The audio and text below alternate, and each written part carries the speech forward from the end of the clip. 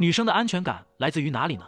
或许就是从男友这里一直得到坚定的答复。妍秀或许是因为原生家庭导致缺乏安全感，所以不断提出各种假设，为的就是想知道崔雄到底有多爱她。但直男崔雄并不理解她的不安，不善言谈的他害羞的从来没有正面答复过，两人也经常因此而争吵。但在妍秀问出如果两人分手他会怎么样时，崔雄却突然认真了起来，直言就绝不会再见他，哪怕他再来找自己也会对他喷水撒盐，像驱赶恶灵一般。所以当两人时隔5年再次重逢时，崔雄兑现了当初幼稚的承诺，拿起喷壶就喷了妍秀一脸。妍秀开门见山抛出各种证据，指出那个神秘画家就是崔雄，迫于工作希望崔雄能与他们公司合作。崔雄得知原来妍秀是有求于他，立马一副当年的我你爱搭不理，现在的我你高攀不起的嘚瑟模样。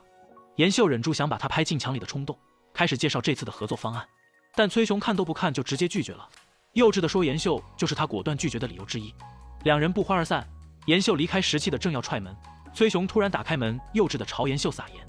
而这套一气呵成的动作，崔雄早就练习了几百遍，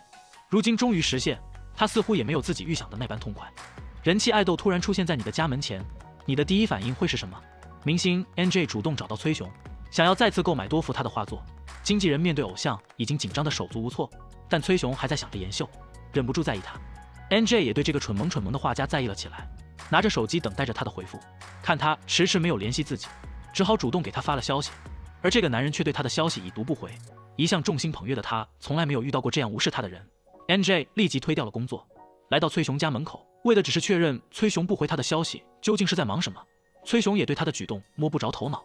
妍秀和崔雄谈合作失败，鼓起勇气准备面对张组长的愤怒。张组长早就在公司等着妍秀，因为今天是精品店试营业的日子，想和他一同去考察现场。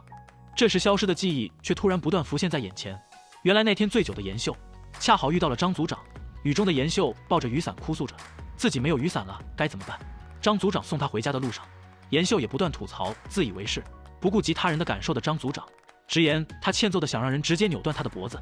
一幕幕大型社死现场浮现在眼前，妍秀只能尴尬的不停道歉，很抱歉他那天的行为。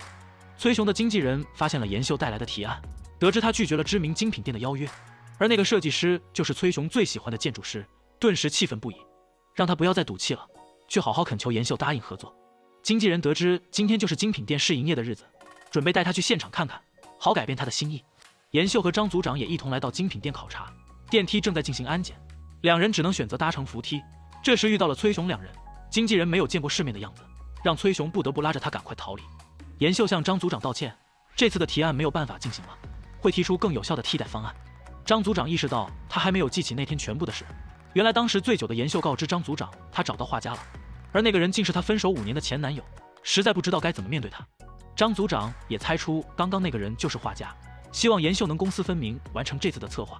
苦恼的妍秀再次遇到崔雄，两人乘坐电梯正好遇上电梯安检，崔雄害怕地缩在角落，妍秀淡定地按响紧急呼救铃。时隔多年独处一室，两人都有些许尴尬。妍秀无奈崔雄过了那么多年还是这么幼稚。崔雄突然认真地问妍秀，如果自己不再幼稚，用认真的态度他能否承受？志雄看了当初纪录片未剪辑的原片，找到崔雄让他和妍秀再拍一次纪录片，金多美与崔宇植猫猫狗狗的甜蜜爱情。科学家们欢迎点赞留言，下集我们不见不散。